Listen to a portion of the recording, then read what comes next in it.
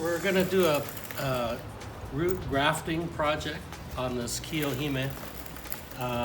This came originally from Sommer Nursery, but I think Sommer got it from Ed Clark. So I think it's Ed Clark's grafting, right in here. You can kind of tell it's grafted. When it gets older, it'll all turn gray, so you won't see the definition line here. But anyway, what we're trying to do is create better nabari. This red part's coming off because it's overlapping the nicer roots on the bottom. Some of this red mark here. And this is kind of an odd root coming out like this. It looks bad, worse on the backside. And I consider this the backside because the nabari here is too massive and bulbous in relation to the tree and branches.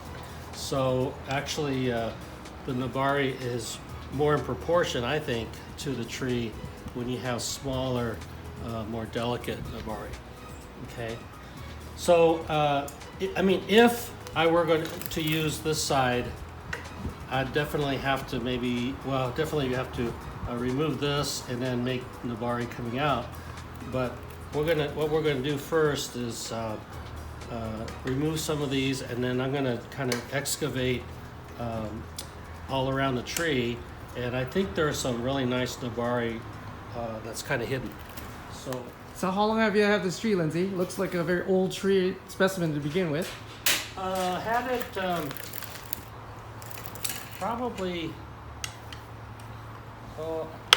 it was old. It was a 15-gallon, and I've had it probably close to 20 years. Wow. And I took it to a show, and the headliner says, "How come no one does root grafting out here?" He was looking at my tree because he saw this ugly part here. So I thought, this is the time. I'm gonna have to root graft it. And I finally have enough root stock, and I'll show you that in a little bit. But is this kind of late in the season to do root grafting? Usually you want to do it dormant. well, right around spring when it's waking up is still a good time. You just have to be careful on the understock, not to shock it too much. But it's okay through before it gets too hot. And, yeah, I think ideally just before the buds pop is a good time.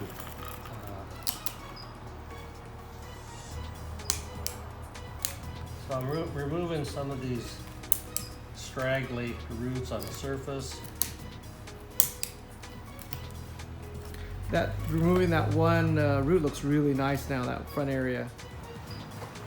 I kind of want to save this root if I can, this one coming over. Maybe I could push it down and utilize that root that's there already. This one here. In order to use it, I gotta get rid of this one underneath. It's crossing it. Yeah, underneath, yeah. Let me see if I can do that.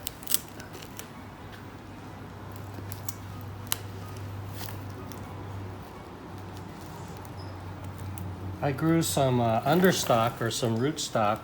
I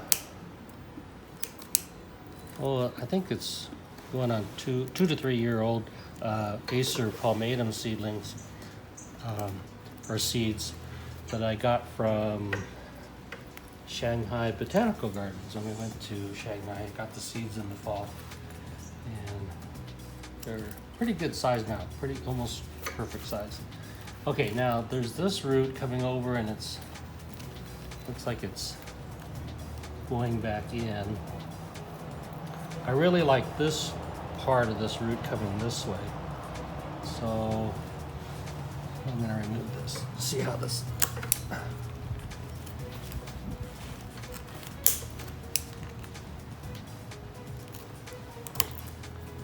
And you have to think about how these roots are growing on the surface and then sometimes they'll submerge, which helps you to utilize some of them instead of just a rope of a root going along the surface.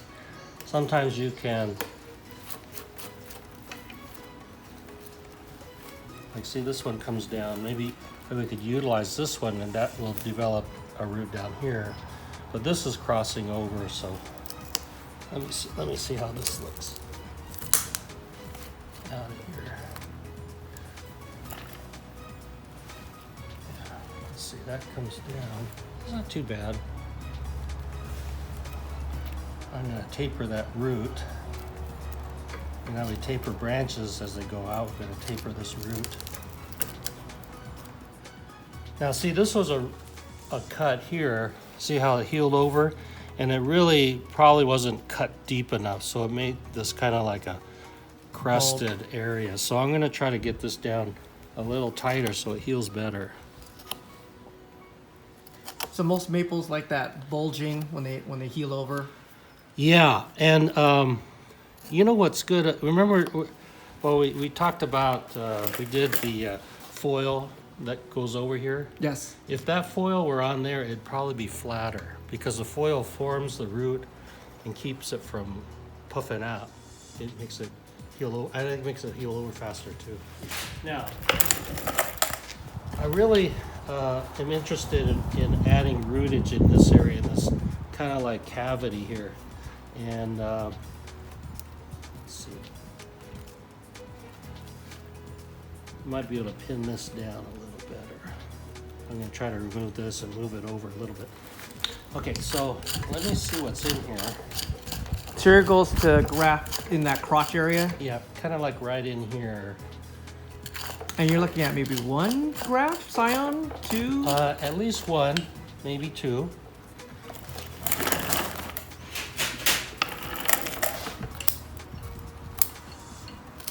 Kind of just on its own, it does it.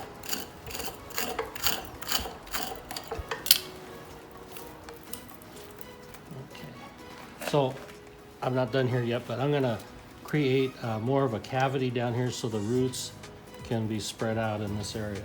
Okay, I wanted to look at this area because I've noticed that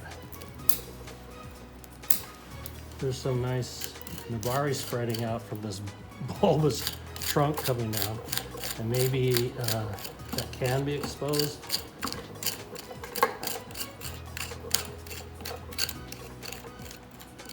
This most likely was a container grown plant for all its life? Yes. Mm-hmm. Yeah. Like I said, I got it. It was a 15-gallon, and I, right out of the can, I put it in a pot. So people, if you didn't know, Lindsay's in Lytle Creek, which is a much cooler, much higher altitude. It gets a winter, right, Lindsay? Yeah, we had 2 snow flurries from what is it? Thanksgiving. We had a 12-inch snow, and then right after Christmas we had a 10-inch snowfall. So your trees get a good slumber almost every year. When it rains, right? When it rains and snows. Yeah, right. So comparatively to us in lower the Southern Cal, your trees get a good rest almost every year. So the reason why it's really healthy looking trees. Microclimate helps out. Yes. And also Japanese maples, they really need an acid soil.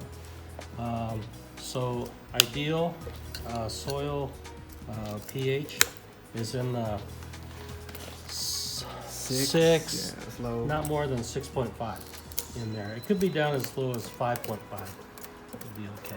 How's your water up here, by the way? Water is little less than neutral, which is good. And but the only problem is up here we have a lot of calcium. It's actually spring water. A lot of calcium, so I get a lot of deposits, calcium deposits. A little better than city water. Our city water is almost like 8 in the summertime. Ooh, yeah, that's how it was at our nursery in Upland. is about 8 something. And that's some of that comes from the metropolitan water gets mixed in with our well water that Upland had, and so it really spiked in the pH range. So I use on most all my maples, well, a lot of my trees, I use a chemical acidifying fertilizer. Ammonium sulfate, your favorite. Ammonium phosphate. Ammonium sulfate, yeah, your favorite. I remember that. 1620 and 13% sulfur. It's granular, really easy to use. And it's releases fast, but I mean, you can burn by adding too much, but it doesn't burn as easy as, say, even ammonium sulfate. So, kind of, I've noticed, get a little heavy-handed, and it's still a little okay. I see you scratching the entire surface. Any reason for that? Well, I just want to expose any other roots. Maybe I have to cut some overlapping roots right at this point, since we're working on the roots now. Is that detrimental to the plant this late in the season, or is it's okay because it's really the surface root you're really touching? Oh yeah, it's not gonna hurt anything. Like maybe since I'm not repotting it this year, because probably 80% of the roots are under the surface or in a portion where I'm not gonna be touching it. So you're gonna try to keep that one root you're touching right there. Yeah, this one You're here. gonna pin it down. Yeah. What does it mean to pin it down? I think some people might not understand that concept. Well, we make a pin out of. Okay, anytime you put a piece of wire, like I'm going to use aluminum to make a pin, it's going to touch the soil. You don't want to use a copper pin, because copper creates copper sulfate, which is detrimental to roots. When it comes in contact with moisture and soil, it oxidizes. And we just make a little pin like this. So the U-shaped aluminum piece, about an inch and a half, 2 inches almost. Yeah, in length. long 2 inches. And then anytime you pin it, you don't want to just go straight down because the root will pop up. So if you can, you want to put it in at an angle like this, and then it gives it more strength.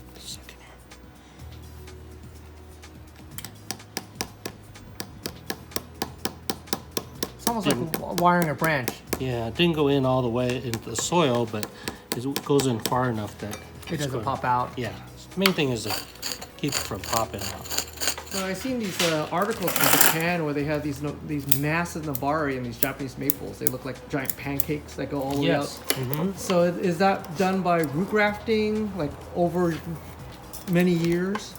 Yeah, what I'll do is this big, kind of like a lava flow of Yes. roots comes out, and what they'll do is they'll graft onto it, let it shoot out like this, let the roots develop, and then where it's lacking, they'll keep adding more roots, and they'll build on to even the grafts that they've done before. Wow. Okay, so they're talking about a couple decades worth of work.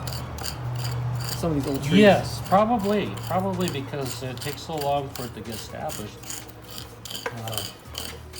So how deep would you go? Just by looking so far, you're about 1 inch to 2 inch in when we started. How far deeper you think you have to go? Well, I need to go far enough so that see if the grafted seedling is right here or right in here somewhere, then these roots that come off the bottom has to go down into that root mass. So I need to excavate some more. How long do you think it will take it to be able to remove its graft? Probably not more than 2 years. Oh, a very short period of time. Yeah. Lindsay just really carved this whole thing out right here. You can see, I hope it's big enough. right here, you took up a little bit root right there. His goal is to lay it right in there, that little pocket. to see his work his magic. So he has this scion, this little My seedlings. this seedlings. Look like that. 3-year-old Shanghai Japanese maples. And you really don't care what it looks on top. You just want this roots, basically. It's your. Yeah. So They're going to be amputees eventually. You have a lovely small tree, and you're going to hide it underneath another tree. How is it supposed to grow well? well, this growth stem, we want to keep the top growing fast so it shoots through the canopy. Ah, so you're going to try and make it go through the canopy. You're thinking, what's your game plan? Well, I want to get like a forked root system. Like if really about anything I could use in this one is just that part there. That front Yeah. root. So this one's forks a little better, And why do you want it to fork? so it kind of spreads out. Oh, into so it fills in that spot. that area. Yeah. It looks like you're almost like repotting. Yeah, I'm excavating a lot of the soil away from the roots, so I could smash it down in kind of more tight, confined area.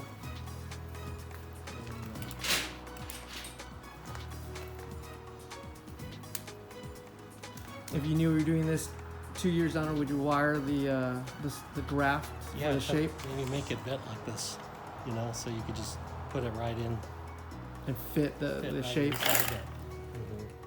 So you want to have a few pieces of a few seedlings, so just in case one doesn't quite make it, you have some backup material to work from.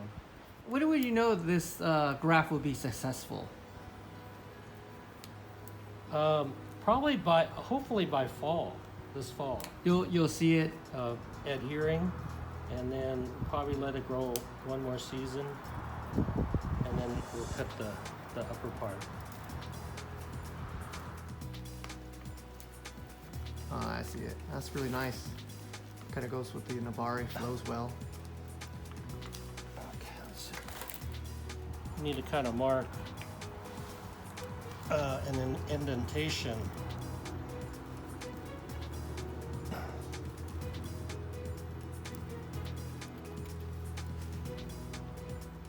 Why? So when I carve it out, that'll fit down in there. The goal is to get this surface as close to this surface as possible. So we need to make a notch in there so this will fit down in there. Okay. Chisel it. It doesn't hurt, but when pressure is added to it, it starts just like you have, I don't know, 50,000 chisel hits, you know, for minute or whatever, you know. So what it does is you just kind of scoop it out like that. Versus using a hand chisel. Yeah. Uh-huh.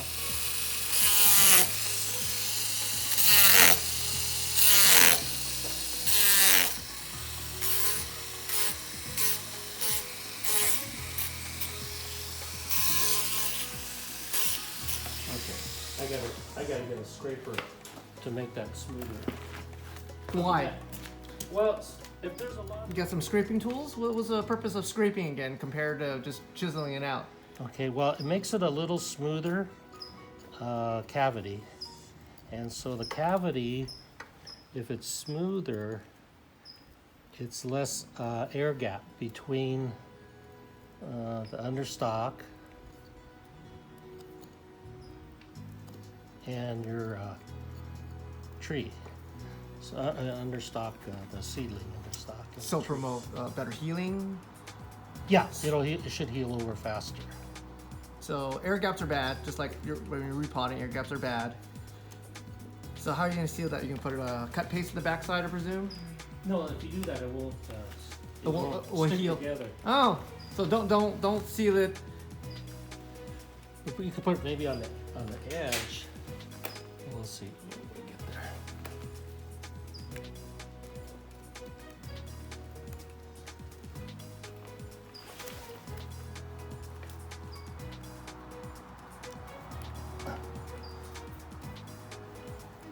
So this is the back side between the tree and the outside roots.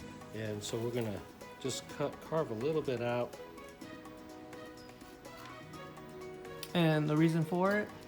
Well, it helps it to adhere a little quicker if there's an open area, and it makes it a little flusher because we're taking mass off the back.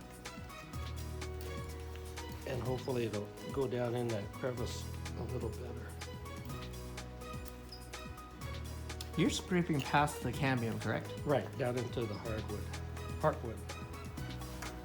This is the reason why we don't do root graft very often in Southern California. It's a lot of work.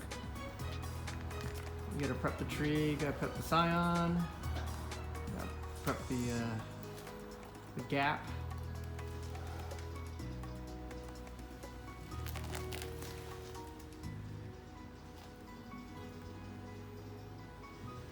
So I'm gonna screw that in there. So You got everything fitting, dry fitted, backside carved.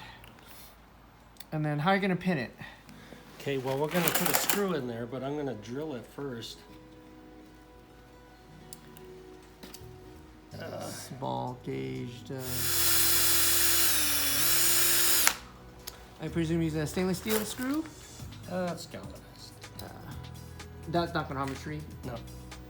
Okay, so we're putting a second, So why root So in. we're gone. Lindsay got a chance to remove that first screw, set a second screw in. You see the second screw right below it, without the there. washer.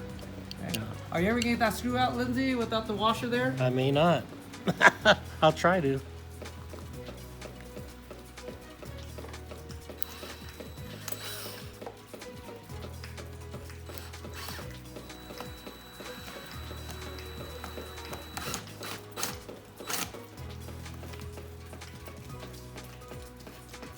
Still not touching the back yet. So the gap. Oh, it's not this. Yeah, still the gap there.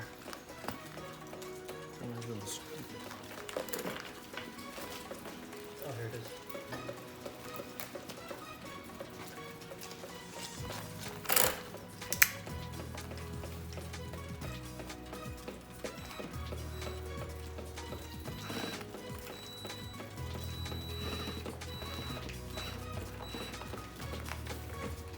Touching.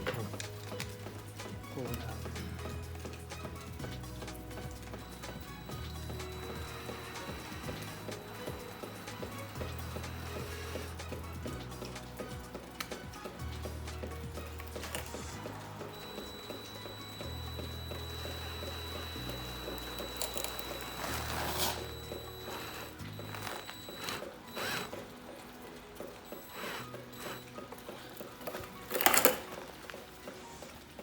Set in. I'm still moving.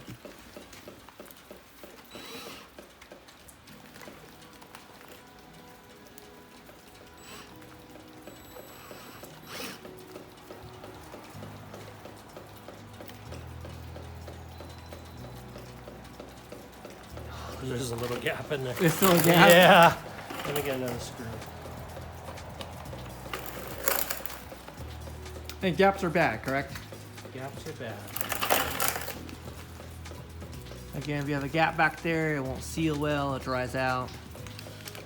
You won't get the connection, so.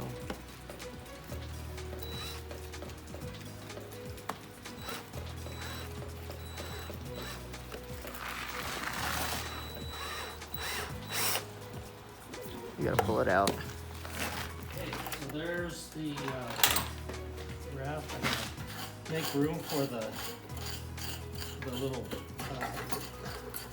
above ground pot. We're gonna add soil to hold moisture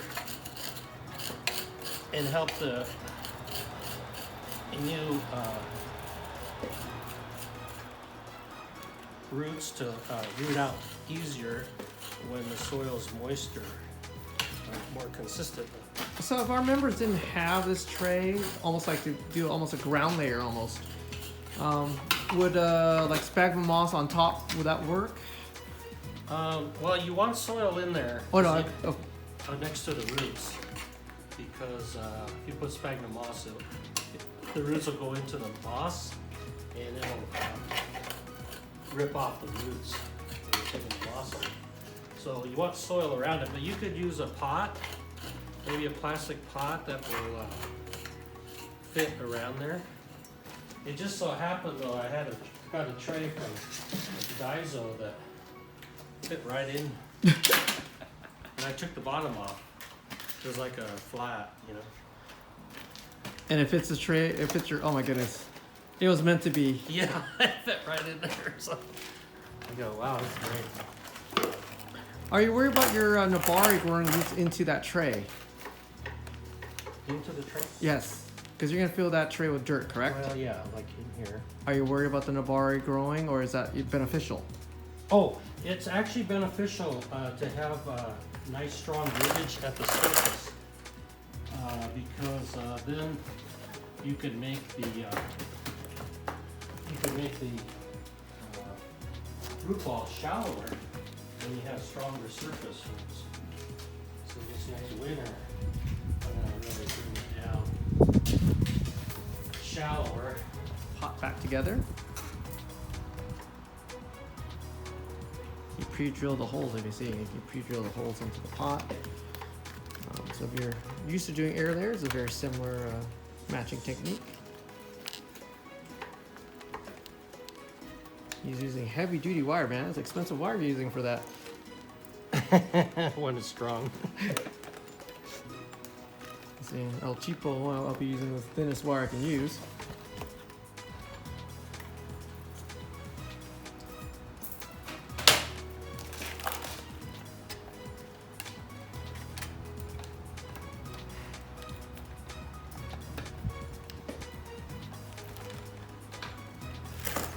Just to hold it down.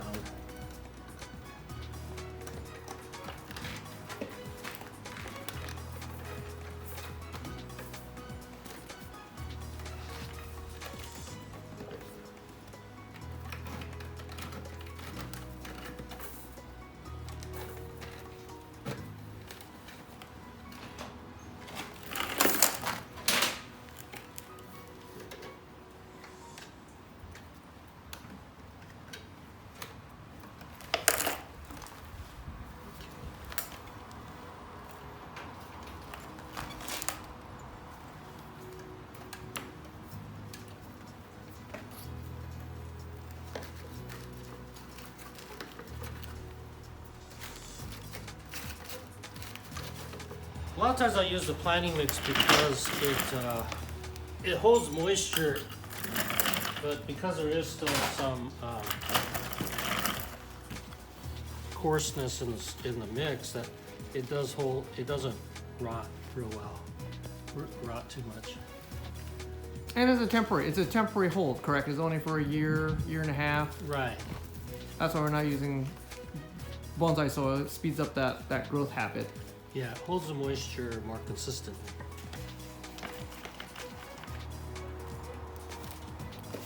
Because we're not stunting the growth. We're trying to accelerate that growth so it can grow together. I get it. Short term for long term gain.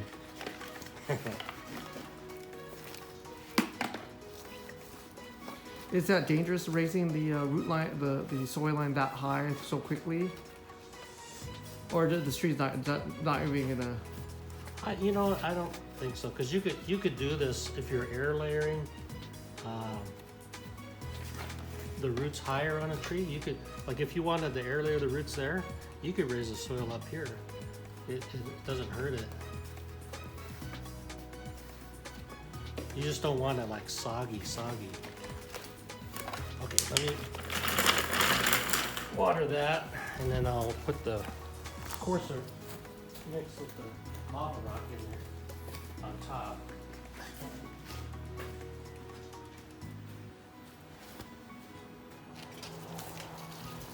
Why not put the coarse mix on top while you water? Because it'll float up. Ah, This is, my mix is half cinders, lava rock, and half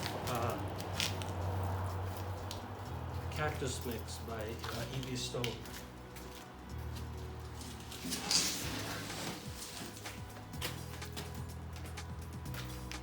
Canopy line. And that's for both of those because you have two grafts in there. Yeah, there's another with not quite reaching the canopy line, but I want these to take off above. And then we keep all the foliage off on the rootstock so that it grows up fast and quick. And then So, any last suggestions for our members if they're attempting this type of work on their trees? you could actually do it into early summer. You just have to shade it a little right after you do it, so the roots, and defoliate the understock, so the rooting stock, so it doesn't shock so much. But yeah, you can do it during the growing season. It's okay. And you can use this technique on almost any tree? Yeah, just about any tree. Perfect. So we'll come back in about, what, a couple months and we'll make a quick update about this tree? Probably, yeah, this fall sometime. I'll take it apart a little bit and excavate down there, see how it's going. It might take one more season, but hopefully it'll stick by the fall, end of this growing season. All right, we'll come back and maybe late summer or fall and see what this tree looks like. Okay. Thank you, Lindsay. All right, thank you.